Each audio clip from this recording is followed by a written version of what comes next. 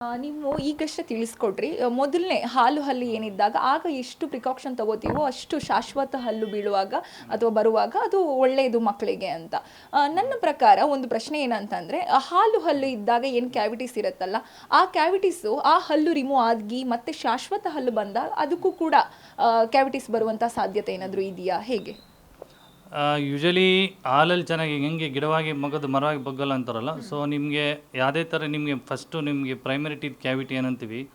Usually cavity ಇದ್ದಾಗ ಹೊಸ ಹಾಲು ಬರಬೇಕಾದ್ರೆ ಯೂಶಲಿ ಎಫೆಕ್ಟ್ ಆಗೋಲ್ಲ. ಬಟ್ ಅದಂತ ನೀವು ಪ್ರೈಮರಿ ಟೀತ್ ಅಂದರೆ ಮಿಲ್ಕ್ ಟೀತ್ ಏನಂತೀವಿ, ಆ ಹಲ್ಲಲ್ಲಿ ಚೆನ್ನಾಗಿದ್ದಾಗ ಮಾತ್ರ ನಿಮಗೆ ಬರೋಕ್ಕಂಥ ಪರ್ಮನೆಂಟಲ್ಲೂ ಚೆನ್ನಾಗಿ ನಿಮಗೆ ಬರ್ತದೆ. ಸೊ ನಿಮಗೆ ಹಾಲಲ್ಲೇ ಉಳ್ಕಲಾಗಿದ್ರೆ ಬರೋ ಪರ್ಮನೆಂಟಲ್ಲಿ ಉಳ್ಕಲಾಗೋ ಚಾನ್ಸ್ ಜಾಸ್ತಿ ಇರ್ತದೆ.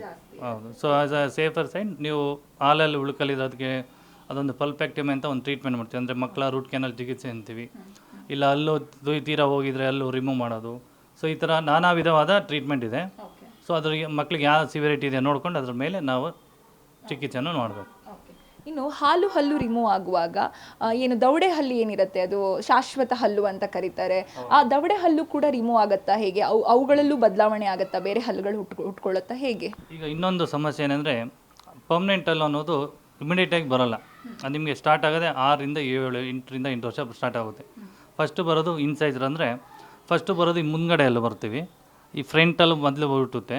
ಈ ಮೊದಲನೇಲಿ ಹುಟ್ಟಿದಾಗ ಏನಾಗ್ತದೆ, ನಿಮಗೆ ಫ್ರಂಟಲ್ಲಿ ಮಾತ್ರ ಬರ್ತದೆ. ತಿರ್ಗಾ ನಂತರ ಬರೋದು ದವಡೆಯಲ್ಲು ಅಂತೀವಿ. ಈ ದವಡೆಯಲ್ಲಿ ಬರ್ತದೆ. ಸೊ ಈ ದವಡೆಯಲ್ಲಿ ಬಂದಾಗ ಏನಾಗ್ತದೆ, ಎಲ್ಲ ಅಲ್ಲೂ ಒಟ್ಟಿಗೆ ಬರೋಲ್ಲ. ಸೊ ನಿಮಗೆ ಕಂಪ್ಲೀಟ್ ಅಲ್ಲಿ ಬರಬೇಕು ಅಂದರೆ ಆ ಮಗುಗೆ ಮಿನಿಮಮ್ ಅಂದರು 12ರಿಂದ 15 ವರ್ಷ ಗಂಟೆ ಟೈಮ್ ಬರ್ತದೆ. ಸೊ ಬಂದಾಗ ಏನಾಗ್ತದೆ, ಭಾಳ ಜನ ಈ ಎಲ್ಲ ಒಟ್ಟಿಗೆ ಬರಲ್ವಲ್ಲ. ಸೊ ನಿಮಗೆ ಪರ್ಮನೆಂಟಲ್ಲಿ ಯಾವುದು ದವಡೆಯಲ್ಲಿ ಯಾವುದು ಪೇರೆಂಟ್ಸ್ಗೆ ಗೊತ್ತಾಗಲ್ಲ. ಸೊ ಬರೋ ಟೈಮಲ್ಲಿ ಏನಾಗ್ತದೆ, ಪರ್ಮನೆಂಟಲ್ಲಿ ಉಳ್ಕಲಾಗಿರುತ್ತೆ. ಉಳ್ಕಲಾದಾಗ ಏನಾಗ್ತದೆ, ಪೇರೆಂಟ್ ನೆಗ್ಲೆಕ್ಟ್. ಉಳ್ಕಲ್ ಅಂದರೆ ಸ್ಮಾಲ್ ಈ ಥರ ಒಂದು ಕ್ಯಾವಿಟಿ ಆಗ್ತದೆ. ಇದನ್ನು ನಾವು ಉಳ್ಕಲು ಅಂತೀವಿ. ಈ ಥರ ಯಾವಾಗ ನಿಮಗೆ ಕ್ಯಾವಿಟಿ ಕಾಣುತ್ತಲ್ಲ, ಸೊ ಈಗ ಈ ಕ್ಯಾವಿಟಿ ಇದ್ದಾಗ ನಿಮಗೆ ಅದು ಇಮಿಡಿಯೇಟ್ ಆವಾಗ ನೀವು ಎಚ್ಚೆತ್ಕೊಬೇಕು, ನೀವು ದಂತವಿದ್ರೆ ಭೇಟಿ ಮಾಡಲೇಬೇಕು ಅನ್ನೋದು ಖಂಡಿತ. ಅದು ಈ ಥರ ನೀವು ನೆಗ್ಲೆಕ್ಟ್ ಮಾಡಿದ್ರೆ ಅದ್ರ ಫರ್ದರ್ ಪ್ರೊಸೀಡಾಗಿ ರೂಟ್ ಕ್ಯಾನಲ್ ಚಿಕಿತ್ಸೆ ಅಂತೀವಿ. ರೂಟಲ್ಲಿ ಹೋಗ್ತದೆ, ರೂಟಲ್ಲಿ ಇನ್ಫೆಕ್ಷನ್ ಆಗ್ತದೆ, ತಿರ್ಗಾ ಕ್ಯಾಪ್ ಹಾಕಬೇಕು. ನೆಕ್ಸ್ಟ್ ಅದು ತಿರ್ಗಾ ಆಮೇಲೆ ಅಲ್ಲಿ ಉಳ್ಕಲಾಗುತ್ತೆ. ಅದೇ ಥರ ಬಿಡ್ತು ಅಂದರೆ ಅಲ್ಲನ್ನ ಕಳ್ಕೊಬೇಕಾಗ್ತದೆ. ಯಾಕಂದರೆ ನಾವು ದಿನನಿತ್ಯಚರಿಗೆ ದಿನ ಹೊತ್ತು ಊಟ ಮಾಡೋಕ್ಕೆ ಅಲ್ಲಿ ಬೇಕೇ ಬೇಕು. ಸೊ ದಂತ ಅದಕ್ಕೋಸ್ಕರ ಸೊ ಇದನ್ನು ಆ್ಯಸ್ ಎ ಪ್ರಿವೆನ್ಷನ್ ಆಗಿ ನಾವು ಫಿಲ್ಲಿಂಗ್ ಮಾಡಿ, ಸ್ಮಾಲ್ ಕ್ಯಾವಿಟಿ ಇದ್ದರೆ ಜಸ್ಟ್ ಫಿಲ್ಲಿಂಗ್ ಮಾಡ್ತೀವಿ. ಸೊ ಇದರಿಂದ ಕ್ಯಾವಿಟಿ ಅವಾಯ್ಡ್ ಮಾಡ್ಬೋದು. ಅದೊಂದು. ಇನ್ನೊಂದು ಬರ್ತದೆ ಮಕ್ಕಳಿಗೆ ಪ್ರಿಕಾಷನರಿ ಮೆಷರ್, ಅಂದರೆ ಫ್ಲೋರಿಡ್ ಅಪ್ಲಿಕೇಶನ್ ಅಂತೀವಿ. ಪ್ರತಿ 6 ತಿಂಗಳಿಗೊಮ್ಮೆ ಫ್ಲೋರಿಡ್ ಅಂದರೆ ಅದೊಂದು ಜೆಲ್ ಫಾರ್ಮೇಟಲ್ಲಿ ಬರ್ತದೆ.